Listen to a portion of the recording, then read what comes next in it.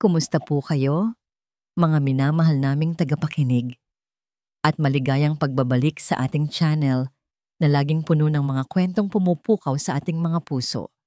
Sabi nila, ang pinakamabigat na pasanin ay hindi ang kahirapan, kundi ang mga lihim na kailangan nating soluhin.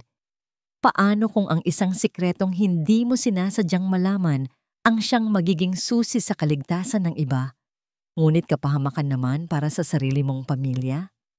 Halina't pakinggan natin ang kwento ni Sinag, isang inang susubukin ng isang katotohanang masakit pa sa anumang sugat. Nagsimula ang lahat sa isang tawag.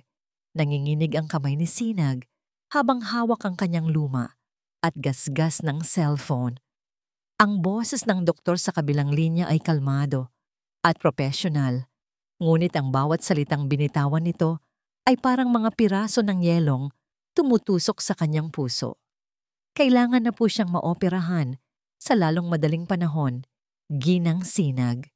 Kritikal po ang kondisyon ng kapatid ninyo. Napalunok si Sinag, nararamdaman ang pait sa kanyang lalamunan. Magmagkano po, Dok?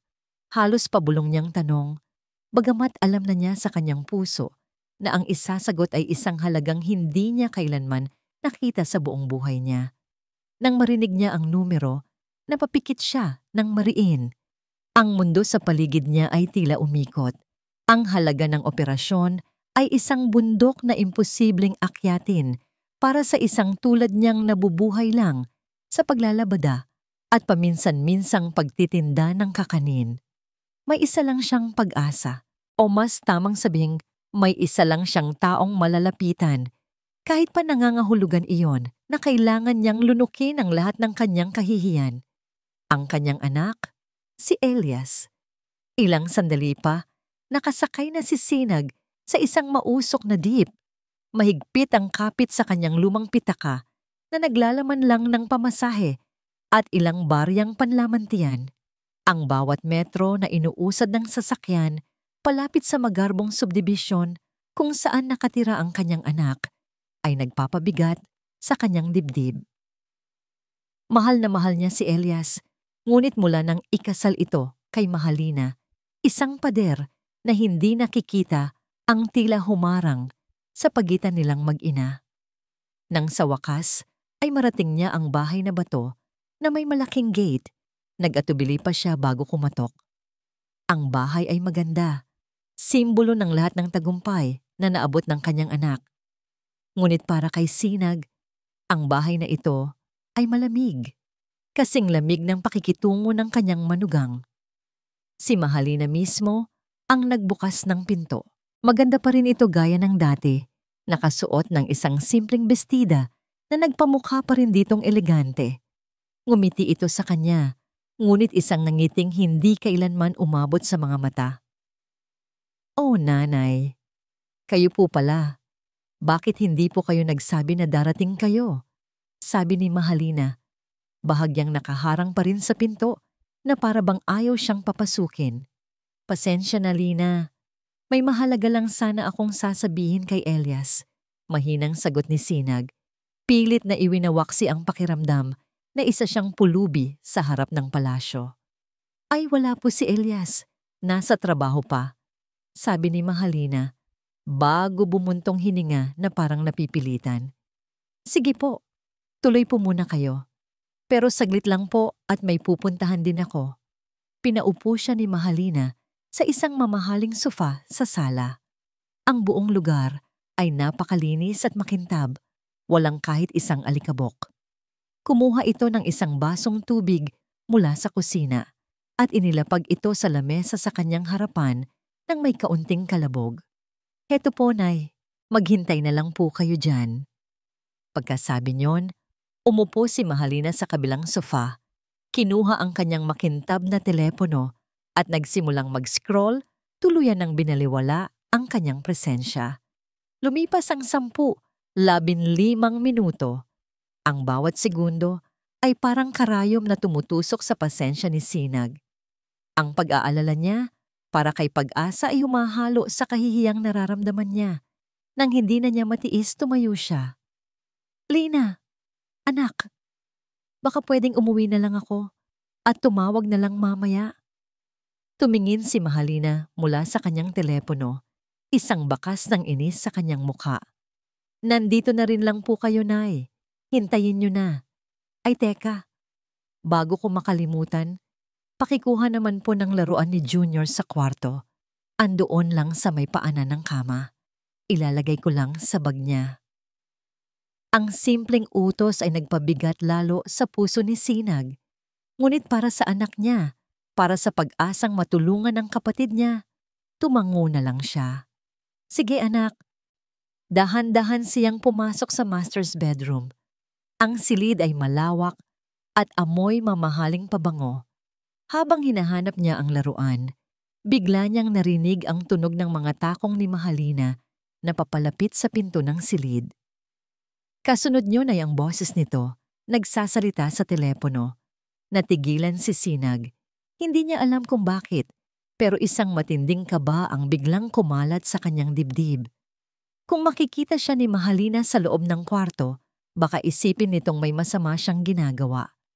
Sa sobrang taranta, ang una niyang naisip ay magtago. Ang pinakamalapit na lugar ay ang malaking walk-in cabinet na bahagyang nakaawang ang pinto. Mabilis at walang ingay, pumasok siya sa loob. Isinara ang pinto nang may kaunting puwang para makasilip. Madilim at medyo masikip sa loob. Amoy pinaghalong lavender at mamahaling leather. Dinig na dinig niya ang kanyang sariling paghinga at ang malakas na kabog ng kanyang dibdib. Pumasok si Mahalina sa kwarto, patuloy na kausap ang isang tao sa telepono. At doon, sa loob ng kadiliman ng aparador, narinig ni Sinag ang isang boses ng kanyang manugang na hindi pa niya kailanman narinig. Isang boses na puno ng panunuya at kasakiman. Ano ka ba, Carlo? Siyempre hindi ko siya hahayaang makahiram ng pera. Every peso counts. Malapit na nating makuha ang lahat. Napatakip si Sinag sa kanyang bibig. Carlo? Sino si Carlo? Huwag kang mag-alala kay Elias. Mahal na mahal ako ng gagong yon. Bulag na bulag sa akin. Kahit anong sabihin ko, paniniwalaan niya. Akala niya pamilya ang binubuo namin. Ang hindi niya alam, investment plan ko lang siya. Isang malutong na tawa ang kumawala sa bibig ni Mahalina. Ang bawat halakhak ay parang punyal na sumasaksak sa pandinig ni Sinag. Sa sobrang panginginig, kinapa ni Sinag ang kanyang cellphone sa bulsa. Hindi niya alam kung bakit, ngunit sa isang iglap, naisip niyang kailangan ito ng ebidensya. Nanginginig ang kanyang daliri habang pinipindot ang screen. Nagbabaka sakaling mahanap ang voice recorder. Sa kanyang pagmamadali, napindot niya ito. Isang maliit na pulang ilaw ang umilaw sa screen. Nagpatuloy si Mahalina. Ang mga salitang lumalabas sa bibig nito ay lason na unti-unting pumapatay sa puso ni Sinag. Sinabi nito ang lahat, ang plano sa bahay, ang pagpapanggap, ang pagkamuhin nito sa kanilang pamilya. Pero ang huling sinabi nito, ang tuluyang nagwasak sa mundo ni Sinag. Oo, mahalaga ang bata, sabi ni Mahalina sa kausap. Ang boses niya ay malamig at puno ng kalkulasyon. Siya ang pinakamagandang insurance policy ko laban kay Elias. Sa loob ng madilim at masikip na aparador, nabitawan ni Sinag ang kanyang paghinga. Ang telepono ay muntik ng malaglag mula sa kanyang nanginginig na kamay. Ang apo na mahal niya. Ang batang dugo at laman ng kanyang anak ay isa lang palang kasangkapan, isang insurance policy. Hindi alam ni Sinag kung gaano katagal siyang nanatili sa loob ng aparador. Nakakulong sa dilim at sa bigat ng katotohanang kanyang narinig. Ang tanging gumagalaw lang sa kanya ay ang mabibilis na pintig ng kanyang puso. Nang marinig niya ang papalayo ng mga yapak ni Mahalina at ang pagsara ng pinto ng kwarto, doon lang siya muling nakahinga. Ilang minuto pa ang lumipas. Nang marinig niya ang tunog ng makina ng kotse mula sa garahe, alam niyang ligtas na siyang lumabas. Nanginginig ang kanyang mga tuhod, nang dahan-dahan niyang binuksan ang pinto ng cabinet. Sumilip muna siya. Wala ng tao. Mabilis, ngunit maingat. Lumabas siya ng kwarto at halos takbuhin ang daan palabas ng bahay na yon. Hindi na niya nagawang magpaalam. Para saan pa? Nang makalabas siya sa malaking gate ng subdibisyon at makabalik sa maingay na kalsada, doon lang niya naramdaman na tila siya nasusuka. Ang sariwang hangin ay hindi sapat para alisin ang bigat sa kanyang dibdib. Naglakad siya ng walang tiyak na direksyon.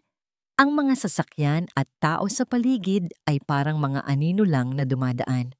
Ang tanging totoo sa mga sandaling iyon ay ang bigat ng cellphone sa kanyang kamay, isang bagay na dati paraan lang ng komunikasyon, pero ngayon naging sisidlan ng isang napakabigat na lason. Ang recording ay parang isang baga na nagbabagang bakal sa kanyang palad. Isang bahagi niya ay gustong itapon ito, kalimutan ang lahat ng narinig, at magpanggap na walang nangyari para protektahan ang pamilya ng kanyang anak. Ngunit ang isa pang bahagi, ang bahagi ng isang ina, ay sumisigaw na kailangan niyang iligtas si Elias mula sa isang ahas na kanyang pinatulog sa sarili niyang kama. Hindi niya namalayan na ang kanyang mga paa ay nagdala sa kanya pauwi sa maliit at sira-sira niyang tahanan. Isinara niya ang pinto at isinandal ang kanyang likod dito. Hinahabol ang kanyang paghinga. Ang katahimikan sa loob ng bahay ay mas nakakabingi kaysa sa ingay ng kalsada. Umupo siya sa isang lumang upuang kahoy sa gitna ng kanyang maliit na sala. Dumidilim na sa labas. Hindi niya binuksan ang ilaw.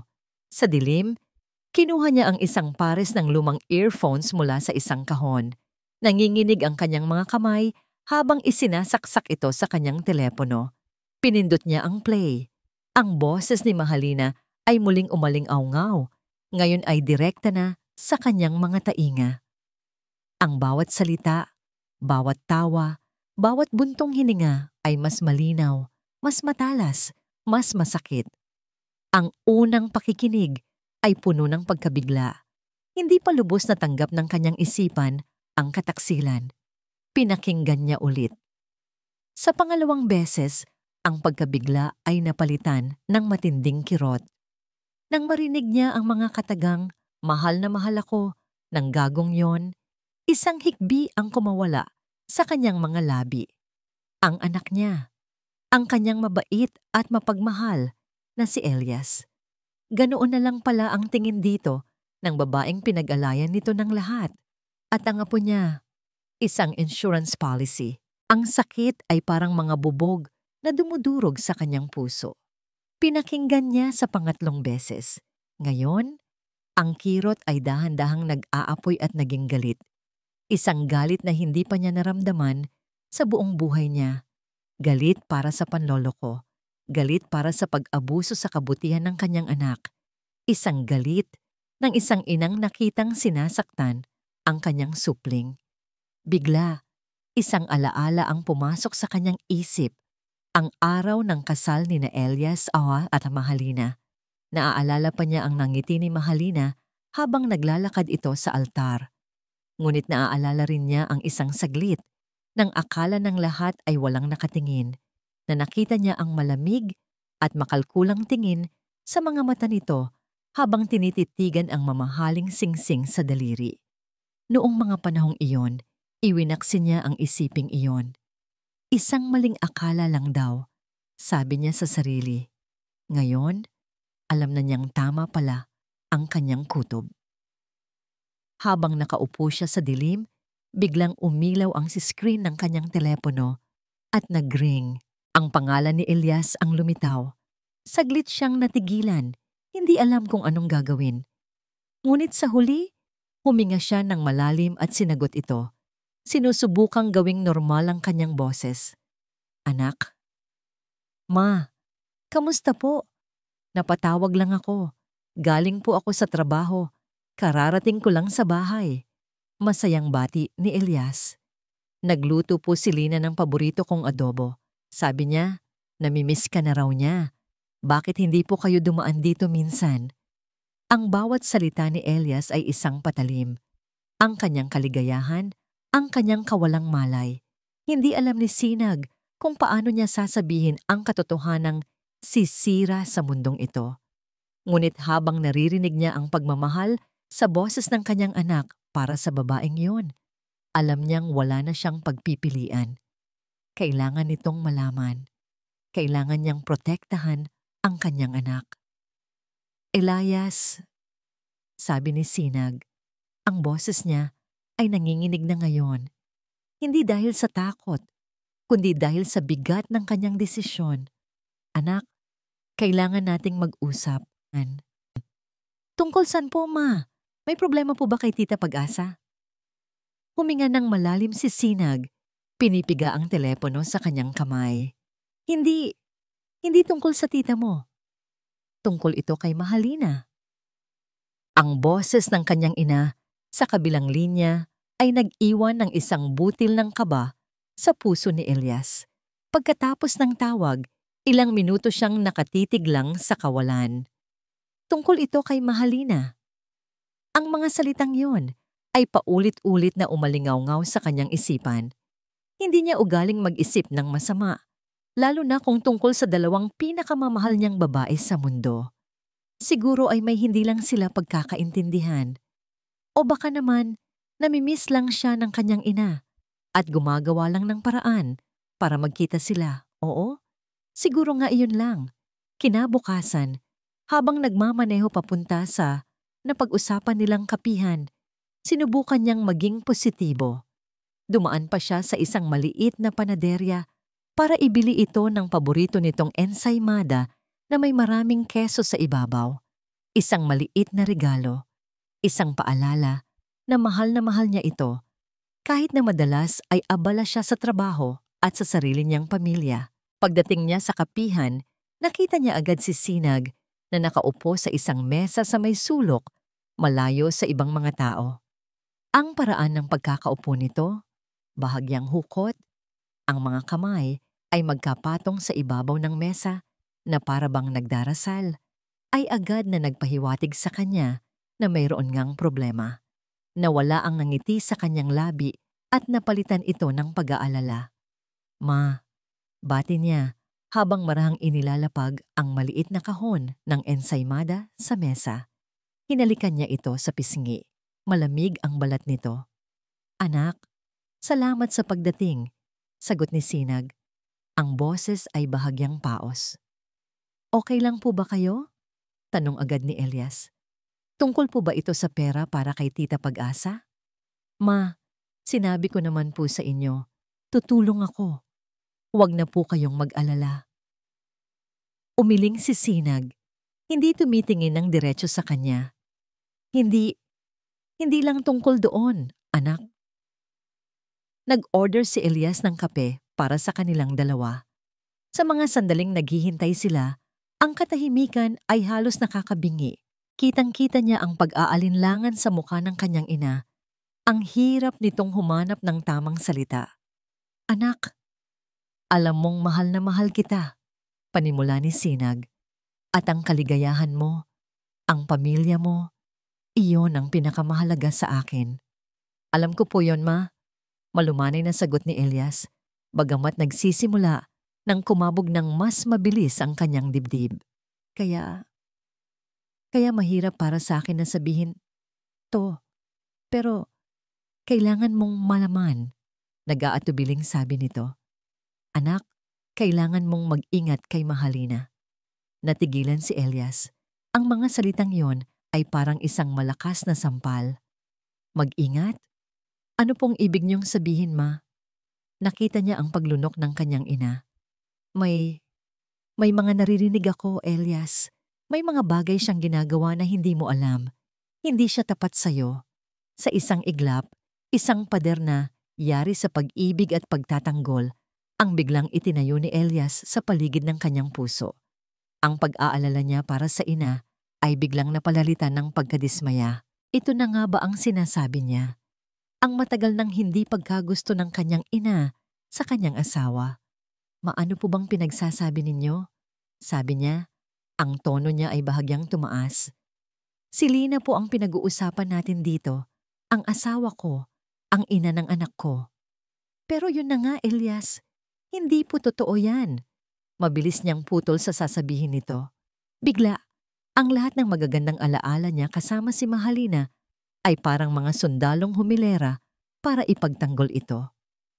Araw-araw, si Lina ang nag-aasikaso sa akin. Kay Junior. Tinitiis niya ang pagod ko galing sa trabaho. Pinapasaya niya ako kapag malungkot ako. Alam niyo ba, Ma? Na sinabi niya sa akin na gusto kanyang isama sa bakasyon namin sa susunod na taon. Ganoon siya kabait. Ganoon kanya iniisip. Ang bawat salita ay isang ladrilyo na nagpapatibay sa pader. Hindi niya po ako lolokohin. Mahal na mahal ako ni Lina at mahal na mahal ko siya. Nakita niya ang sakit sa mga mata ng kanyang ina, ngunit para sa kanya, ang sakit na yon ay dulot ng maling akala.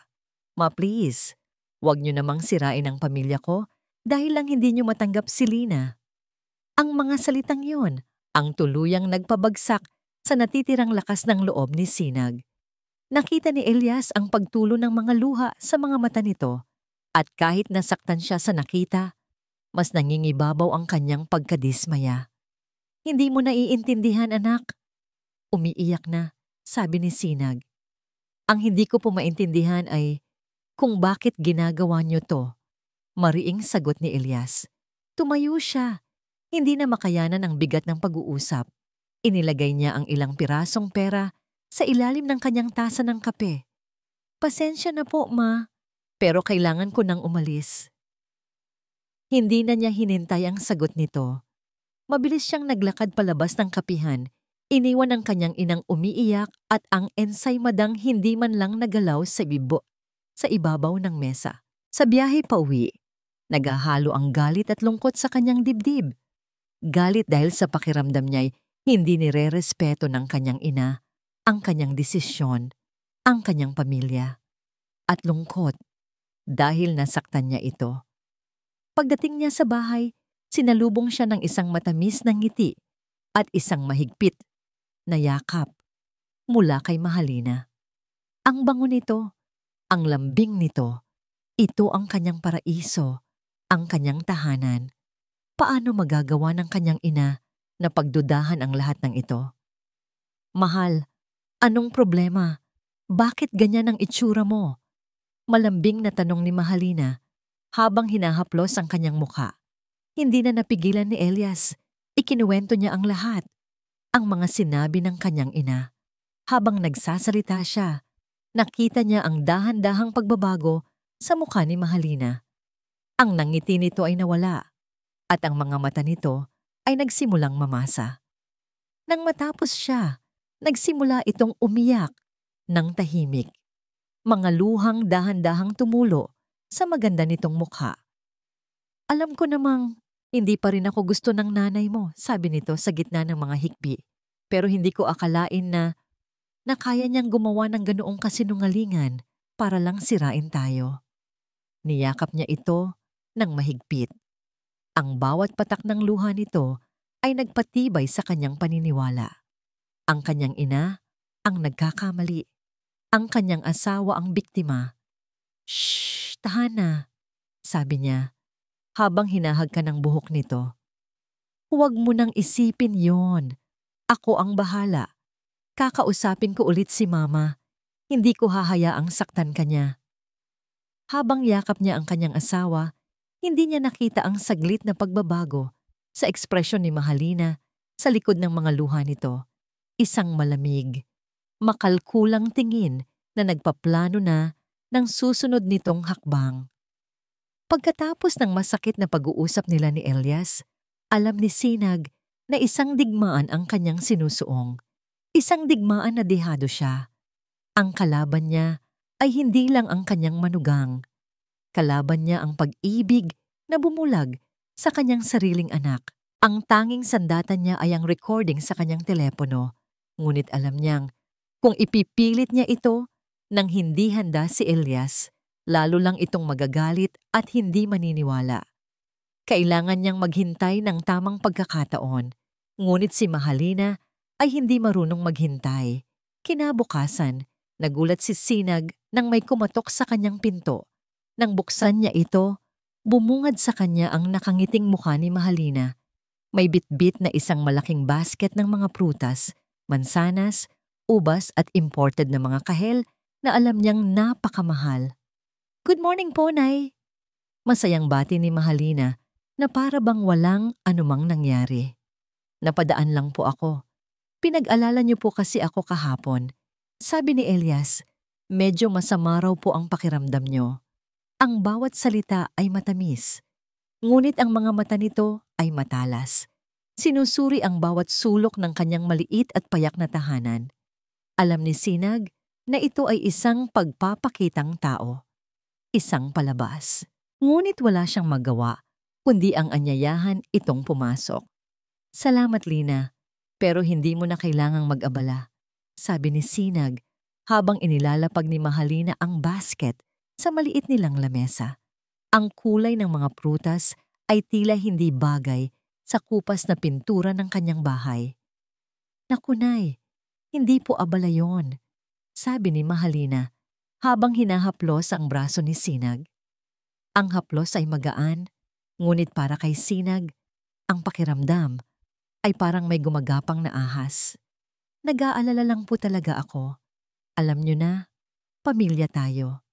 Kung may problema po kayo sa akin, sana po ay sabihin niyo ng direkta para maayos po natin." Ito ay isang patibong, isang hamon na nakabalot sa pekeng pag-aalala. Alam ni Sinag na anumang sabihin niya ay babalik na rin at gagamitin laban sa kanya. Kaya't pinili niyang manahimik at ngumiti ng pilit. "Wala namang problema, anak. Salamat sa pagdalaw." Hindi nagtagal si Mahalina, ngunit bago ito umalis, niyakap siya nito ng mahigpit. "Mag-iingat po kayo lagi, Nay." Bulong nito, ang boses ay puno ng paglalambing, ngunit naramdaman ni Sinag ang panlalamig sa likod nito, isang babala. Nang makaalis na si Mahalina, napaupo si Sinag sa upuan. Ang basket ng prutas sa lamesa ay tila isang tropeo ng tagumpay para sa kanyang manugang. Hindi pa nakakalipas ang isang oras, tumawag si Elias. "Ma, tumawag po sa akin si Lina." Panimula agad ni Elias. Ang boses nito ay hindi na galit, ngunit may bahid ng panunumbat. "Nakita mo na, Ma? Mabait si Lina. Binisita ka pa. Nag-aalala siya sa'yo. Baka naman po nagkamali lang kayo ng hinala sa kanya." Napapikit si Sinag. Perpekto ang pagkakaplano. Si Mahalina ang gumawa ng eksena at ang kanyang anak ang tagapanood na walang kamalay-malay. Anong isasagot niya? Na peke ang lahat? Na ang pagdalaw na yon ay isang pagbabanta? Sino ang paniniwalaan ni Elias? Ang inang puno ng hinala o ang asawang perpekto at mapagmahal? "Salamat sa paalala, anak." Iyon na lang ang nasabi niya. Kinagabihan, habang nililinis ni Sinag ang sahig, may napansin siyang kumikinang malapit sa paanan ng upuang inupuan ni Mahalina kanina. Yumuko siya para pulutin ito. Isa itong maliit at mumurahing hikaw na may pekeng diamante. Tiyak siyang hindi ito sa kanya. Agad niyang naintindihan. Iniwan ito ni Mahalina. Ngunit bakit? Ano ang plano nito? Itinago niya ang hikaw sa isang maliit na lata. Ang isip niya ay puno ng pagtataka at kaba. Ang sagot ay dumating sa anyo ng isa na namang tawag sa telepono mula kay Elias. Ilang oras lang ang nakalipas. Ngunit ngayon, ang boses ng kanyang anak ay hindi na malumanay. Ito ay puno ng pag-aalinlangan at sakit. "Ma," panimula ni Elias. Ang boses ay mabigat. "Kasama ko po si Lina ngayon." Umiiyak siya. Natahimik si Sinag, hinihintay ang susunod na sasabihin nito. "Ma, nawawala daw po kasi yung hikaw na bigay ko sa kanya." Pagpapatuloy ni Elias, hirap na hirap sa pagsasalita. Sa likod, naririnig ni Sinag ang pekeng mga hikbi ni Mahalina. "Isang set po yon. Yung isa na lang ang natira," ang sabi niya. Ang huli niyang naaalala, suot niya yon nung binisita kanya kaninang umaga. Ang linya ay nanatiling bukas, ngunit walang nagsasalita. Naramdaman ni Sinag ang paglamig ng kanyang buong katawan. Ngayon, naiintindihan na niya ang lahat. Hindi ito simpleng pagdalaw. Ito ay pagtatanim ng ebidensya. Ito ang simula ng isang plano para sirain siya ng tuluyan sa paningin ng kanyang sariling anak. Isang akusasyon, isang bintang na nakamamatay. Ang biyahe papunta sa bahay ng kanyang ina, ang pinakamabigat na biyaheng naranasan ni Elias sa buong buhay niya. Ipinark niya ang kotse may ilang metro ang layo. Mula sa bahay, hindi pa kayang bumaba. Nakakuyom ang kanyang mga kamay sa manibela. Ang isip niya ay isang magulong larangan ng digmaan. Sa isang panig, naroon ang alaala ng kanyang ina. Ang inang nag-isang itinaguyod sa kanya. Naalala niya noong bata pa siya kung paano nito ipagpapalit ang sariling pagkain para lang mabusog siya. Naalala niya ang mga kalyo sa kamay nito dahil sa walang tigil na paglalabada para lang makapagtapos siya ng pag-aaral. Ang kanyang ina ay isang banal na imahe ng sakripisyo. Isang magnanakaw? Imposible. Ngunit sa kabilang panig, naroon ang imahe ni Mahalina kanina. Umiiyak, nanginginig. Ang mukha ay puno ng sakit at takot. Ang kanyang magandang asawa, ang kanyang reyna, na ngayon ay biktima. Ang hikaw ay isang bagay na may sentimental na halaga. Regalo niya iyon. Noong unang anibersaryo nila, ang mawala iyon ay masakit. Ngunit ang isiping kinuha iyon ng sarili niyang ina. Iyon ang nagpapasakit sa kalooban niya. Hindi niya gustong maniwala. Pero ang duda, sa sandaling maitanim, ay parang isang laso na dahan-dahang kumakalat. Huminga siya ng malalim at sa wakas ay bumaba ng kotse. Kailangan niyang malaman ang totoo. Kailangan niyang ayusin ang gulong ito. Pagpasok niya sa bahay, nakita niya agad si Sinag na nagwawalis. Ngunit ang mga galaw nito ay mabagal at walang buhay. Nang makita siya nito, isang matamis na ngiti ang sumilay sa labi nito. Ngunit agad ding naglaho nang makita ang bigat sa kanyang mukha. Anak, anong nangyari? Hindi makatingin ng diretso si Elias. Pwede po ba tayong mag-usap? Umupo sila sa maliit na sopa. Ang hangin sa pagitan nila ay mabigat. Sinubukan ni Elias na nahanapin ang mga tamang salita, ngunit walang lumalabas. Ma, si Lina po kasi. Panimula niya, ang boses ay halos pabulong. Medyo masama po ang loob niya ngayon. Bakit? Anong nangyari sa kanya? Tanong ni Sinag. Ang mukha ay puno ng tapat na pag-aalala. Mas lalong nahirapan si Elias. Kasi po, may nawawala sa kanya. Isang alahas, isang hikaw. Pinilit niyang maging kalmado. Ang sabi niya po, baka lang po nalaglag niya dito kahapon nung dumalaw siya. Hindi niyo po ba napansin? Ang paraan ng pagtatanong niya ay paikot-ikot. Ngunit alam nilang pareho kung ano ang tunay na kahulugan nito. Nakita ni Elias ang unti-unting pagbabago sa mukha ng kanyang ina. Mula sa pag-aalala, ito ay naging pagkalito, tapos pagkabigla, at sa huli, isang sakit na hindi kayang itago. Isang sakit na parang sinaksak siya ng paulit-ulit. Nagsimulang mamasa ang mga mata ni Sinag, ang kanyang mga labi ay bahagyang nanginig. Elias, sabi nito, ang boses ay basag. Ano ang gusto mong sabihin?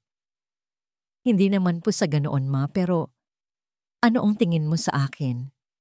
Putol ni Sinag, ang mga luha ay nagsimula nang tumulo sa kanyang mga pisngi. Pinalaki kitang maging matapat. Tinuruan kitang huwag kumuha ng bagay na hindi sayo.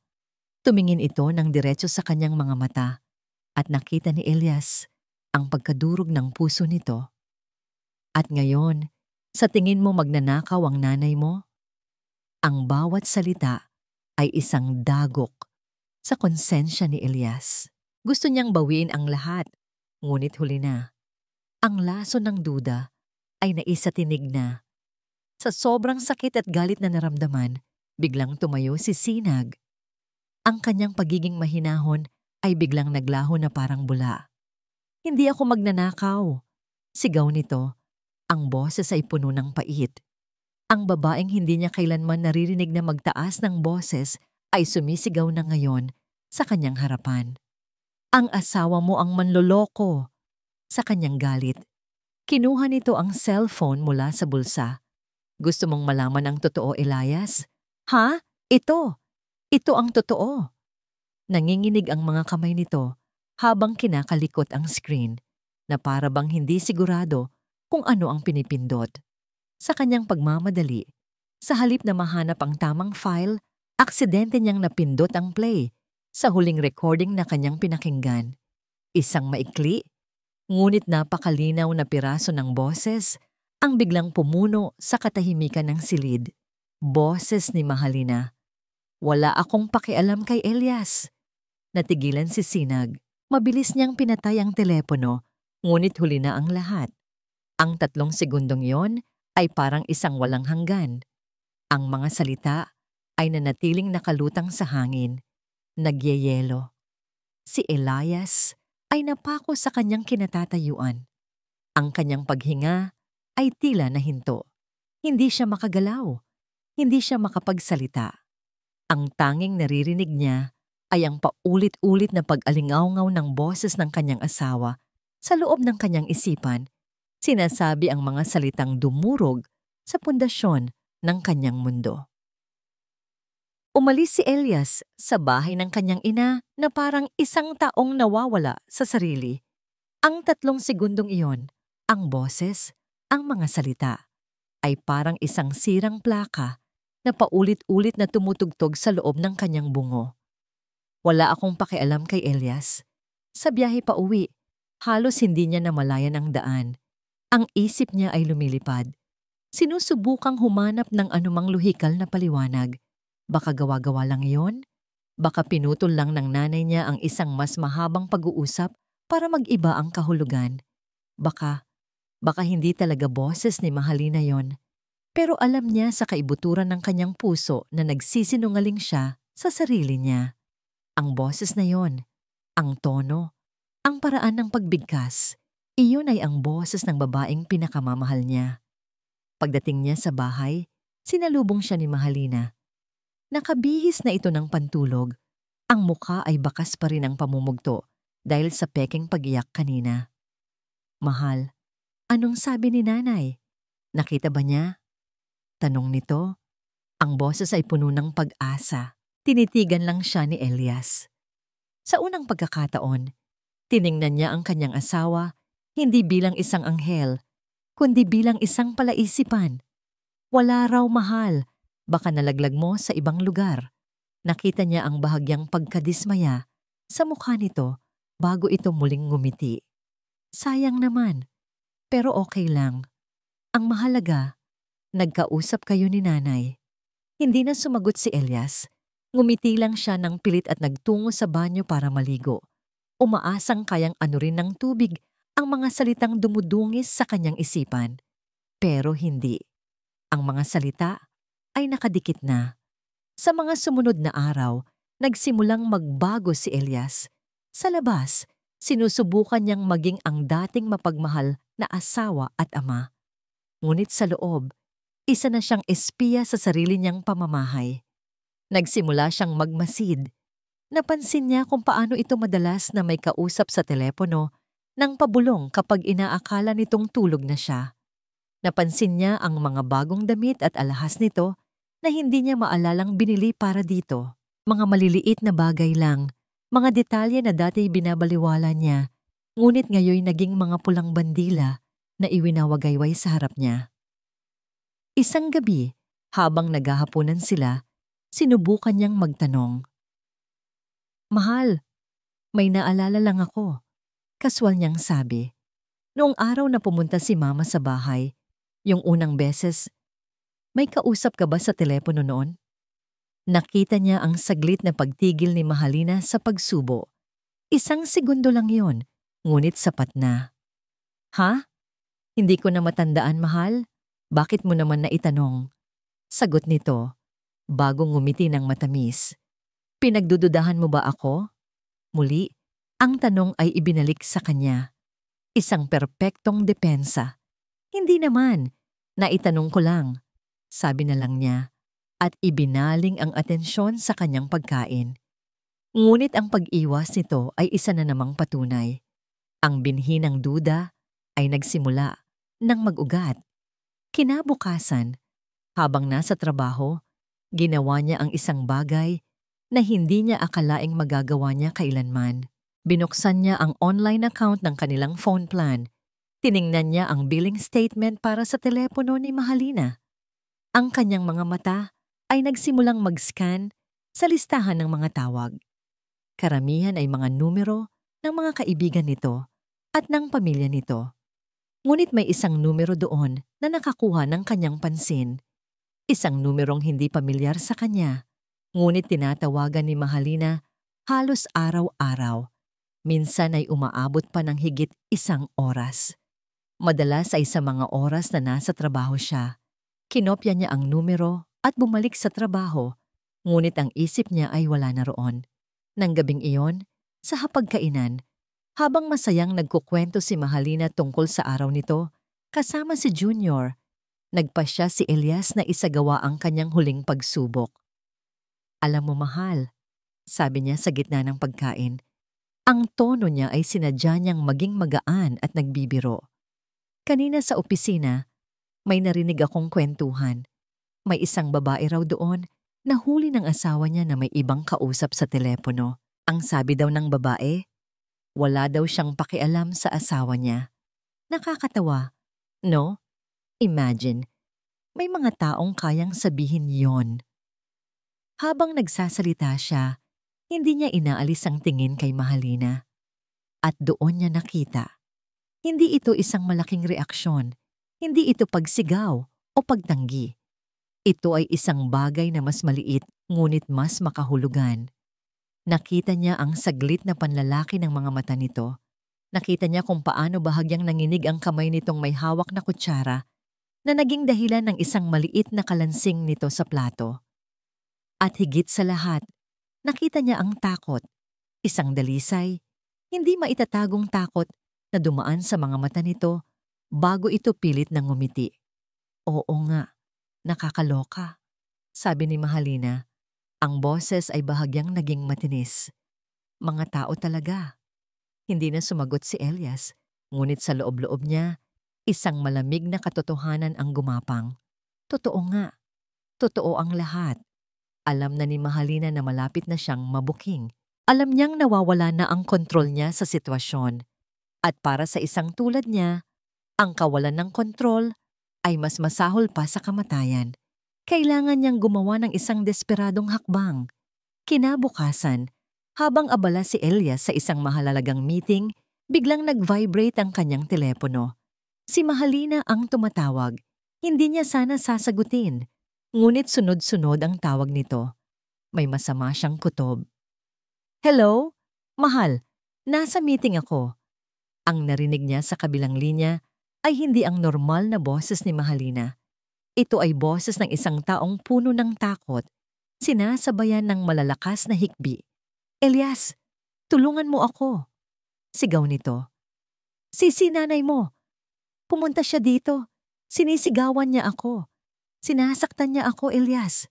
Natatakot ako. Ang mundo ni Elias ay biglang huminto. Ang mga araw na lumipas ay puno ng isang nakakabinging katahimikan. Walang tawag mula kay Elias. Walang mensahe. Ang katahimikang iyon ay mas masakit pa kaysa sa anumang sigaw o panunumbat. Ginugol ni Sinag ang kanyang oras sa ospital sa tabi ng kanyang kapatid na si Pag-asa. Ang marahan at ritmikong tunog ng heart monitor ang tanging nagpapaalala sa kanya na ang buhay ay nagpapatuloy kahit pa ang sarili niyang mundo ay tila huminto sa pag-ikot. Habang pinupunasan niya ang braso ng natutulog na kapatid, ang isip niya ay nasa kanyang anak. Ini-imagine niya itong nag-aalala. Ini-imagine niya itong nagsisisi sa mga sinabi. Umaasa siyang sa huli, mananaig ang pagmamahal nito para sa kanya. Ngunit sa kabilang dako ng lungsod, Sa loob ng magarbong bahay sa Barangay Luntiang Paraiso, isang masamang plano ang isinasagawa. Alam ni Mahalina na ang binhi ng duda ay naitanim na.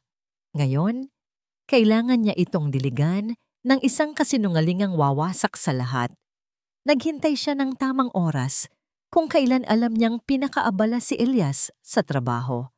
Huminga siya ng malalim, inihanda ang sarili para sa pinakamagaling na pag-arte ng kanyang buhay. Sinadya niyang guluhin ang ilang gamit sa kanilang sala. Itinumba niya ang isang florera, hinayaang kumalat ang tubig at mga bulaklak sa sahig. Pagkatapos, gamit ang sarili niyang mga kuko, kinalmot niya ang kanyang braso, hindi masyadong malalim, sapat lang para mamula at mag-iwan ng marka. Nang sa tingin niya ay perpekto na ang eksena, kinuha niya ang kanyang telepono, pinindot ang numero ni Elias, at nagsimulang humagulgol. Samantala, sa ospital, nakatingin lang si Sinag sa bintana. Pinagmamasdan ang pagbagsak ng ulan. Pakiramdam niya ay nakikisimpatiya sa kanya ang langit. Bigla, nag-vibrate ang kanyang telepono sa ibabaw ng maliit na mesa. Nang makita niya ang pangalan ni Elias sa screen, isang mabilis na pintig ng pag-asa ang naramdaman niya. Ito na. Tatawag na siya para humingi ng tawad. Magkakaayos na sila. Anak? Sagot niya. Ang boses ay puno ng pananabik at pag-aalala. Ngunit ang boses na sumagot sa kanya ay hindi ang boses ng kanyang anak. Ito ay boses ng isang estranghero, isang boses na puno ng galit na parang kulog. Huwag mo akong matawag-tawag na anak. Natigilan si Sinag. Ang telepono ay halos malaglag sa kanyang kamay. Elias, anong nangyayari? Anong nangyayari? Iyan din ang tanong ko sa'yo, Ma. Anong ginawa mo? Bakit mo kailangang gawin to? Sigaw ni Elias mula sa kabilang linya. Ang bawat salita ay parang isang suntok sa kanyang sikmura. Ano ang sinasabi mo? Nandito lang ako sa ospital? Sinong galing? Ang mas malakas pang sigaw nito, puno ng poot. Tumawag sa akin si Lina, umiiyak. Takot na takot. Pinuntahan mo raw siya. Sinigawan. Sinaktan. Anong klase kang ina? Hindi. Hindi totoo yan, Elias. Umiiyak ng pakiusap si Sinag. Ang tunog ng heart monitor sa tabi niya ay tila bumibilis. Sumasabay sa kabog ng kanyang dibdib. Nandito lang ako buong araw, tanungin mo pa ang mga nurse. Maniwala ka sa akin, anak. Maniwala? Paano ako maniniwala sa'yo? Lahat ng ginawa mo, mula simula, puro paninira lang kay Lina. Hindi ka tumigil hanggat hindi mo nasisira ang buhay ko, ang pamilya ko. Ang bawat salita ni Elias ay isang hatol, isang paghuhusga na walang apela. Hindi na siya pinakinggan. Ang kanyang mga paliwanag ay parang mga bulong na tinatangay ng isang bagyo. Ang pader na itinayo niya sa paligid ng kanyang asawa ay naging isang kuta na hindi na kayang tibagin. Narinig ni Sinag ang sarili niyang humahagulgol, hindi na para magpaliwanag, kundi dahil sa sakit. Ang sakit na marinig ang sariling anak na pinaparatangan siya ng mga bagay na hindi niya kailanman magagawa. Masaya ka na ba, Ma? Ha? Nasira mo na kami. Ano pang gusto mo? Sa huli, wala nang salitang lumabas sa bibig ni Sinag. Tanging mga hikbi na lang. Mga hikbing sumisimbolo sa kanyang pagkatalo. Isang sandali ng katahimikan ang namagitan. At pagkatapos, nagsalita si Elias sa huling. Sa huling pagkakataon, ang boses nito ay hindi na pasigaw. Ito ay malamig, walang emosyon, at mas masakit pa kaysa sa 1,000 sigaw. Sana pala, hindi na lang kayo ang nanay ko. Click. Ang tunog ng pagbaba ng telepono ay mas malakas pa sa isang pagsabog. Nabitawan ni Sinag ang cellphone. Bumagsak ito sa malamig na sahig ng ospital. Ang screen ay nagkalamat na parang isang gagamba. Ngunit hindi niya ito pinansin. Ang kanyang mga tuhod ay biglang nanghina. Ang kanyang lakas ay biglang nawala. Dahan-dahan, napaluhod siya sa sahig.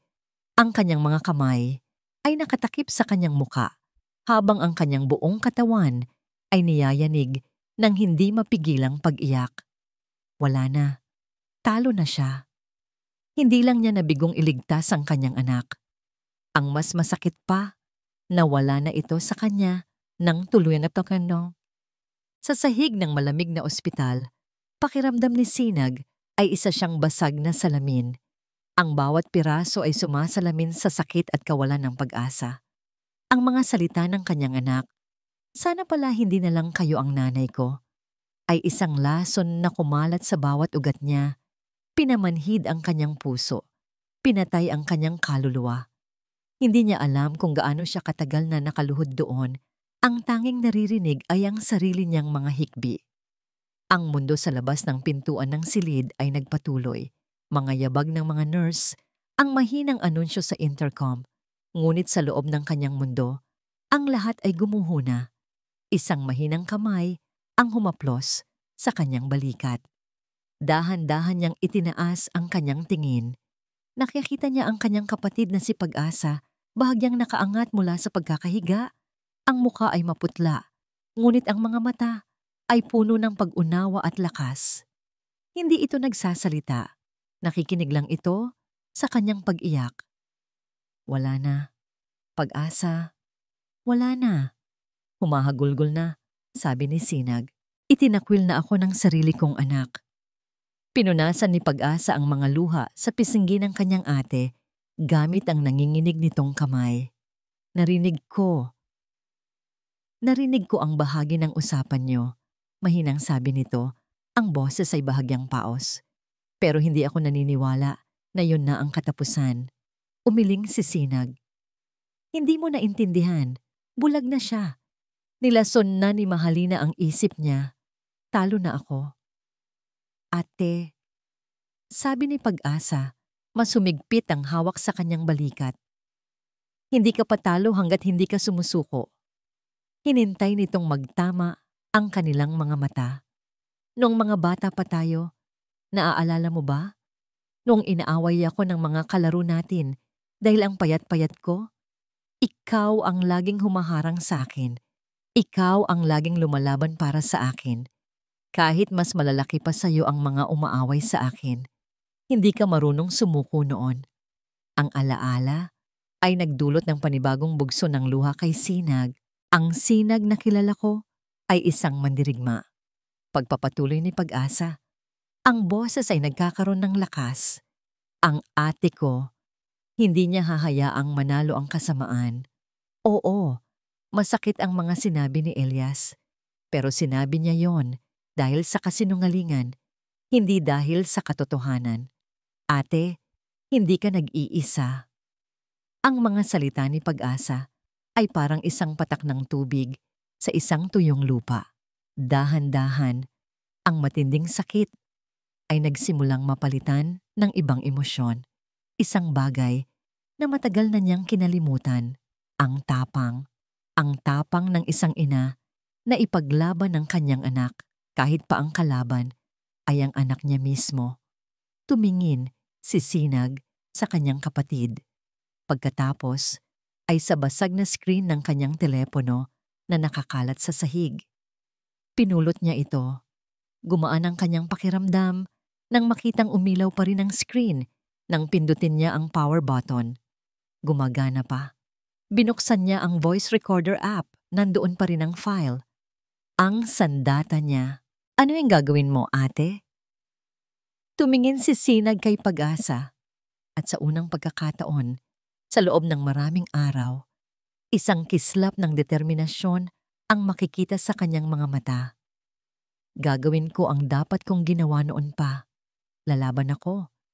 Hindi para sa sarili ko, kundi para sa katotohanan, para sa kinabukasan ng apo ko, at para sa anak ko, kahit pagalit siya sa akin.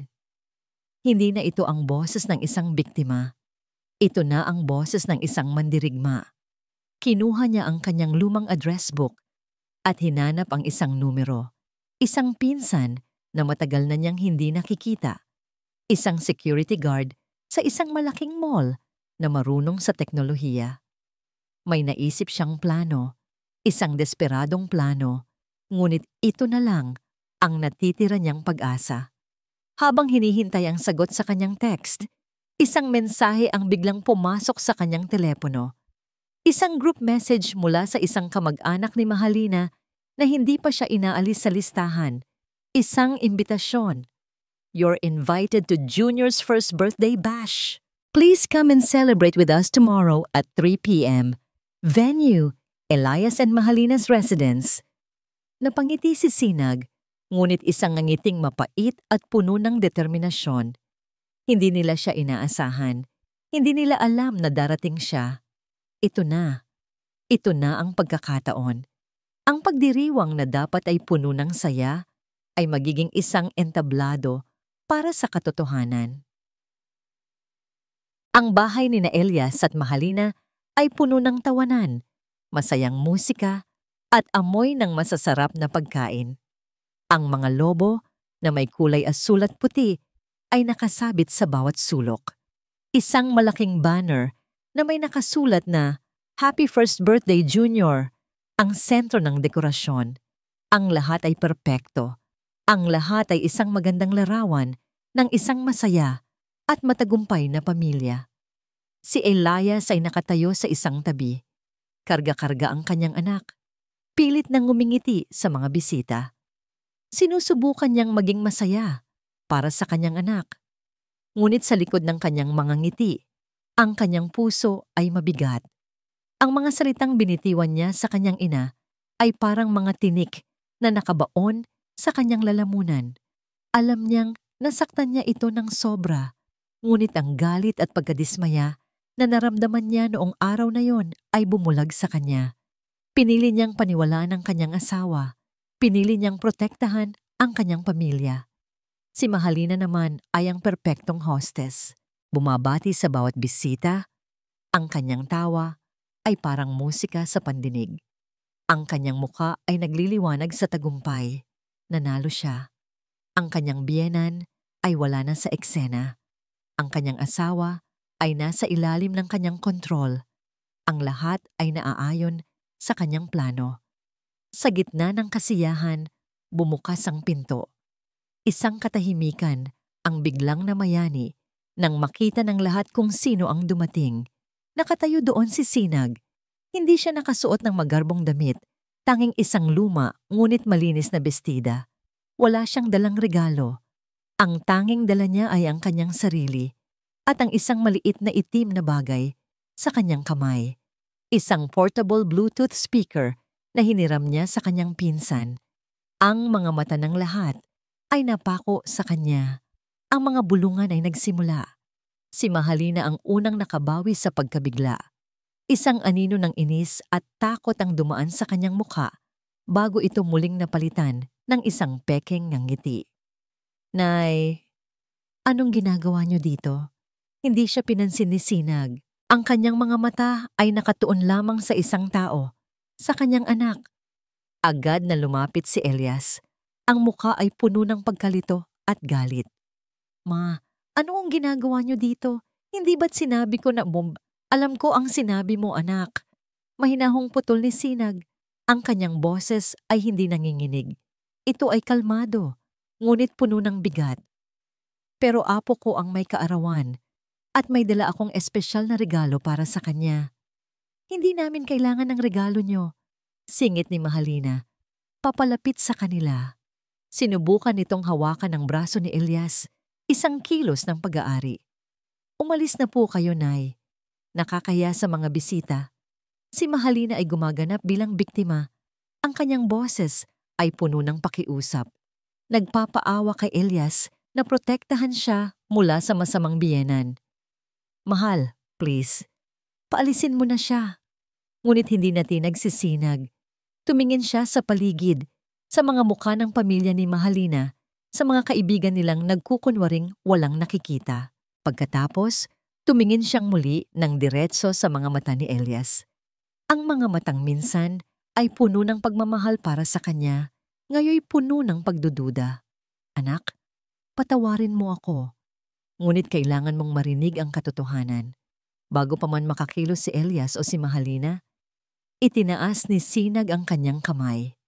Sa isang mabilis na kilos, pinindot niya ang isang button sa kanyang telepono at ang isa pa sa maliit na speaker. Isang maliit na tunog ang narinig, hudyat na konektado na ang dalawa. "Anong ginagawa mo?" Sigaw ni Mahalina. Ang pagkukunwari ay biglang naglaho at napalitan ng purong pagkasindak. Sinubukan niyang agawin ang speaker, ngunit huli na ang lahat. Itinaas ni Sinag ang speaker. Tumingin siya sa kanyang anak sa huling pagkakataon. Ang kanyang mga mata ay puno ng sakit at pagmamahal at pinindot niya ang play. Isang katahimikan ang bumalot sa buong bahay at pagkatapos, isang boses ang pumuno sa hangin. Isang boses na pamilyar sa lahat. Ang boses ni Mahalina. Malinaw na para bang nagsasalita ito sa tabi nila. "Plano ko ang lahat, Carlo, mula sa pagpapakasal hanggang sa pag-aanak." Ang lahat ng tao sa silid, kasama na si Elias, ay natigilan. Ang kanilang mga muka ay nagpapakita ng lubos na pagkabigla. Ang party ay huminto. Ang mundo ay huminto. Ang bawat salita na lumalabas sa speaker ay parang isang malakas na sampal sa muka ng bawat taong naroroon. Ang masayang party ay naging isang silid ng paghuhukom. "Huwag kang mag-alala kay Elias. Mahal na mahal ako ng gagong yon. Bulag na bulag sa akin.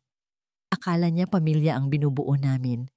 Ang hindi niya alam, investment plan ko lang siya." Ang boses ni Mahalina ay nagpatuloy, walang awa, walang pagtatago. Inilantad nito ang lahat, ang plano sa bahay, ang pagkamuhi sa pamilya ni Elias, ang pagnanasa sa pera. Ang kanyang mga magulang at kamag-anak na naroroon ay napayuko sa hiya, hindi makatingin sa kahit sino. Ang kanilang munting reyna ay hinuhubaran ng kanyang korona sa harap ng lahat. Si Mahalina ay parang isang estatwang nagyelo. Ang kulay sa kanyang mukha ay nawala, napalitan ng isang maputlang anyo ng pagkatalo. Sinubukan niyang magsalita, itanggi ang lahat. Hindi totoo yan. Gawa-gawa lang yan. Edited yan." Ngunit walang naniwala. Ang boses ay masyadong malinaw. Ang mga detalye ay masyadong tiyak. At pagkatapos, dumating ang huling suntok. Ang pinakamasakit sa lahat. Oo, mahalaga ang bata. Siya ang pinakamagandang insurance policy ko laban kay Elias. Sa pagkarinig ng mga salitang iyon, ang tingin ng lahat ay napunta kay Elias. Si Elias ay nakatayo pa rin, karga ang kanyang anak na si Junior, na ngayon ay nagsisimula ng umiyak dahil sa bigat ng tensyon sa silid. Ngunit tila hindi ito naririnig ni Elias. Ang kanyang mga mata ay nakapako sa kanyang asawa. Ang kanyang mukha ay walang emosyon. Isang blangkong canvas. Tinitigan niya si Mahalina, hindi bilang asawa, kundi bilang isang ganap na estranghero. Pagkatapos, ang tingin niya ay dahan-dahang bumaba sa batang nasa kanyang mga bisig, ang kanyang anak, ang kanyang dugo, at laman. O hindi ba?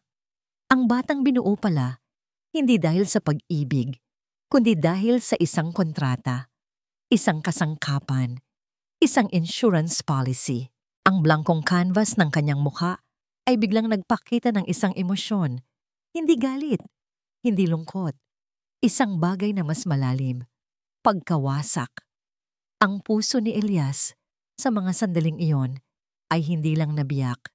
Ito ay dinurog hanggang sa maging abo.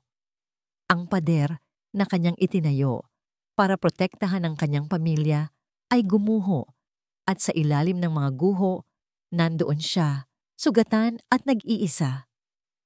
"Elias, mahal, maniwala ka sa akin." Nagmamakaawang sabi ni Mahalina, sinusubukang lumapit sa kanya. Ngunit itinaas lang ni Elias ang kanyang kamay, isang hudyat para huminto ito. Dahan-dahan, lumakad siya patungo sa kanyang ina. Si Sinag ay nakatayo pa rin doon.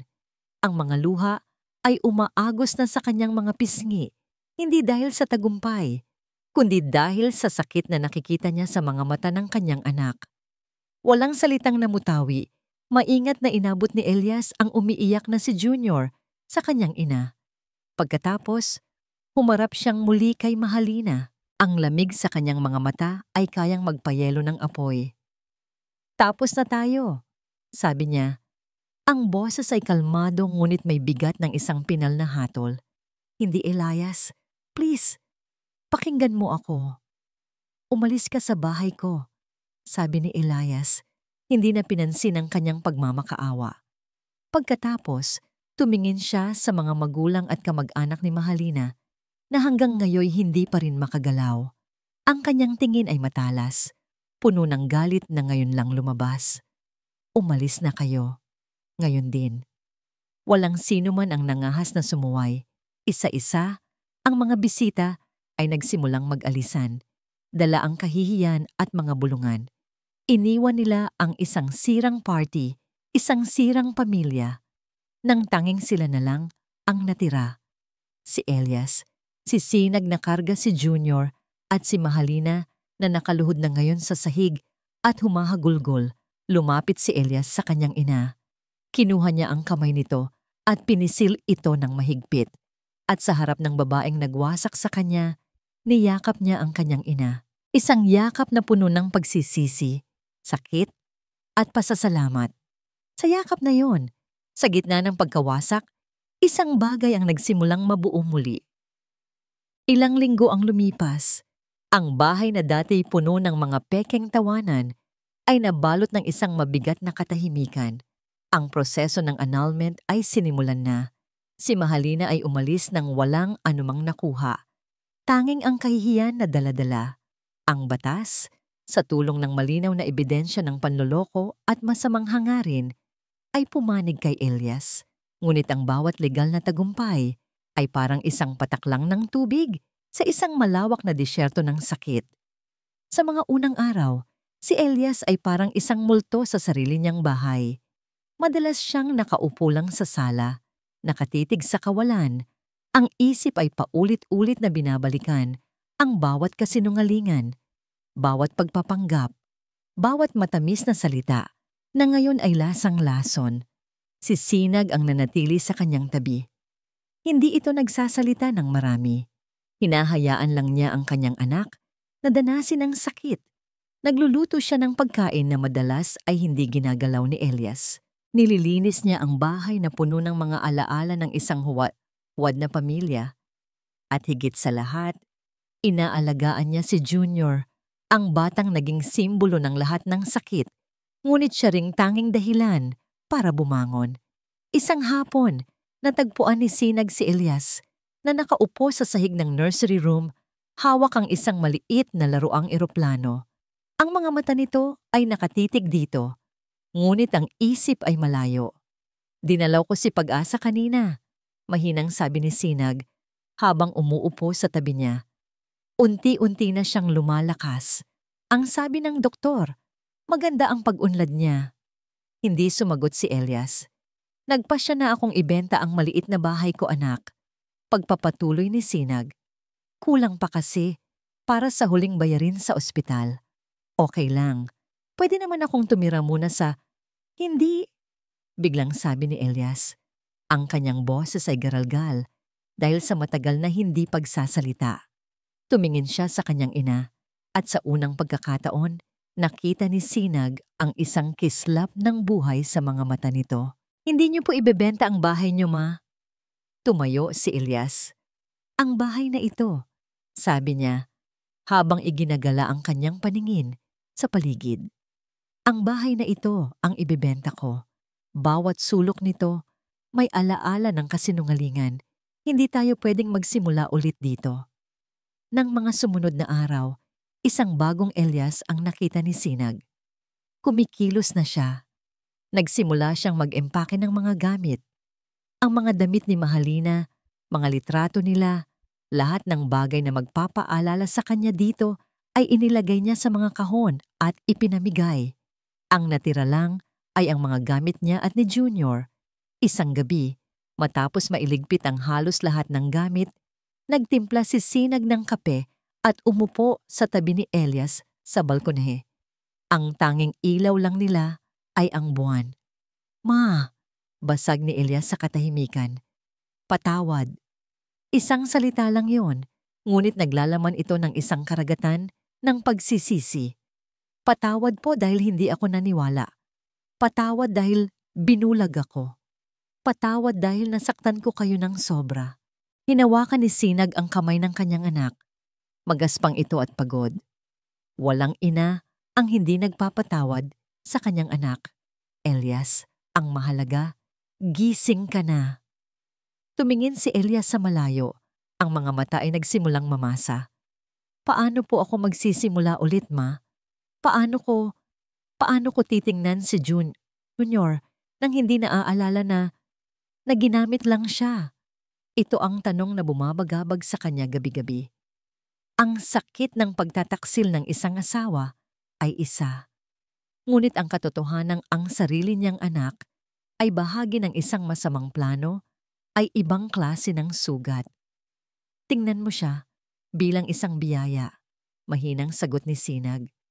Hindi mahalaga kung paano siya nagsimula, Elias. Ang mahalaga, nandito siya. Dugo mo siya, laman mo siya. At higit sa lahat, isa siyang inosenteng bata na nangangailangan ng pagmamahal ng isang ama. Siya ang dahilan para bumangon ka. Hindi siya ang iyong insurance policy. Siya ang iyong pag-asa. Sa mga salitang iyon, ang huling pader na nakaharang sa puso ni Elias ay tuluyan ng gumuho.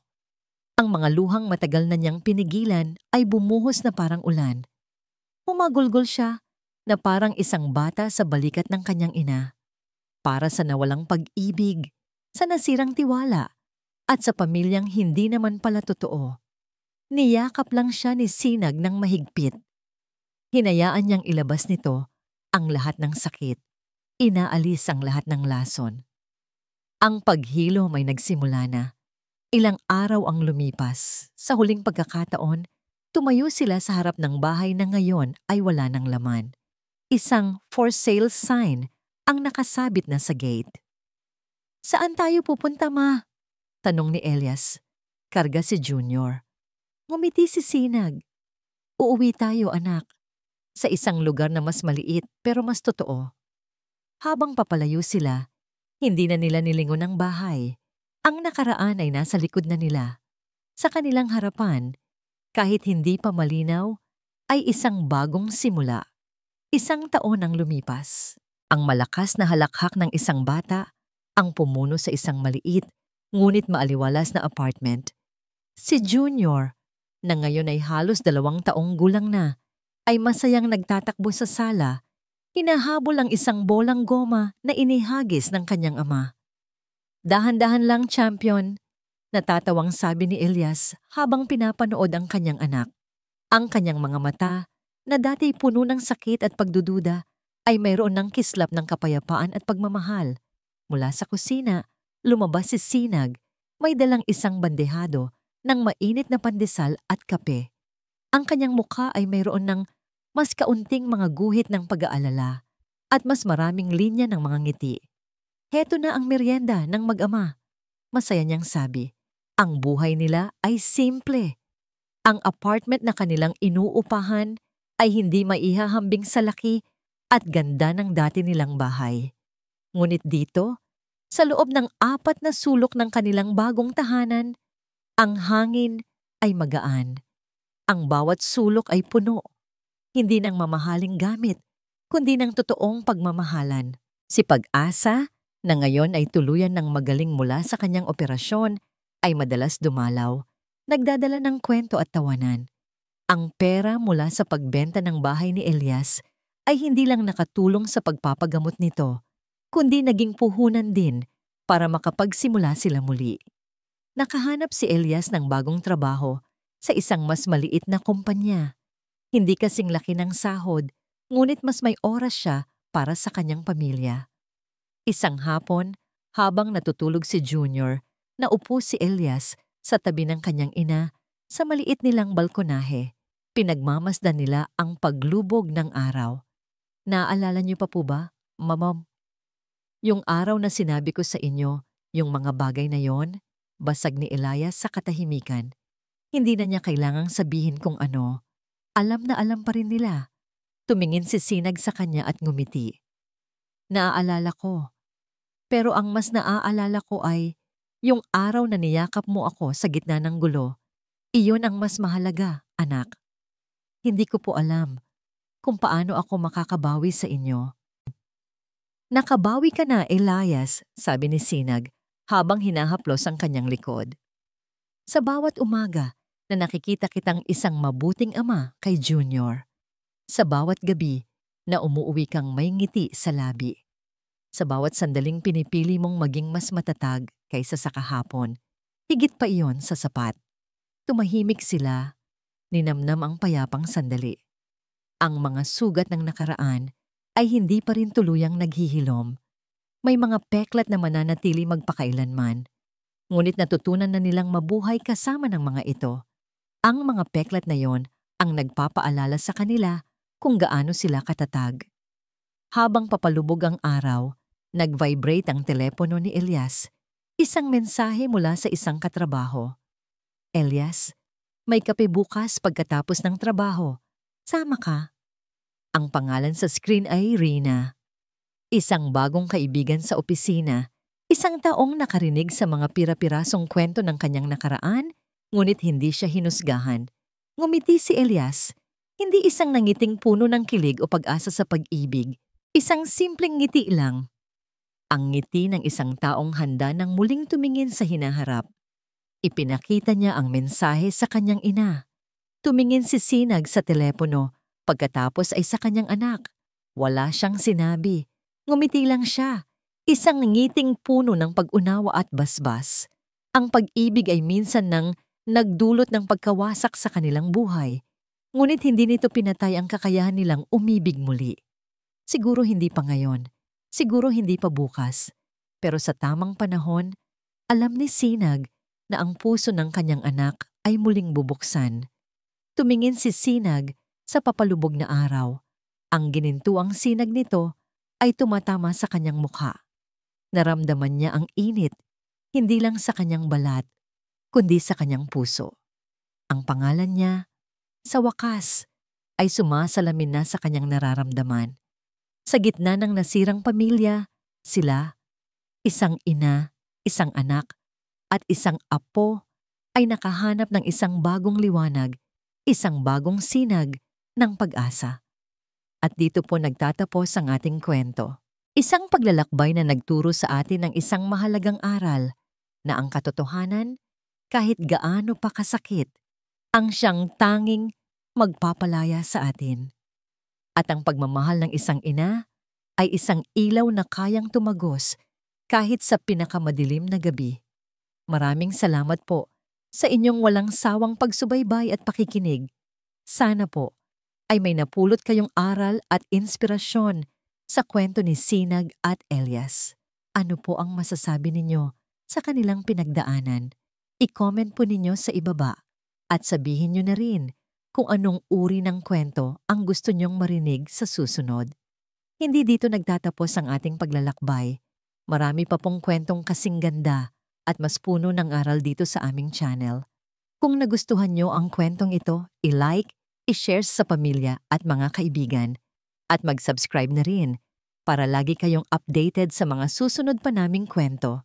I-click nyo ang notification bell para kayo ang unang makarinig kapag may bago kaming upload. Pagpalain po kayo ng Panginoon, kayo at ang inyong buong pamilya.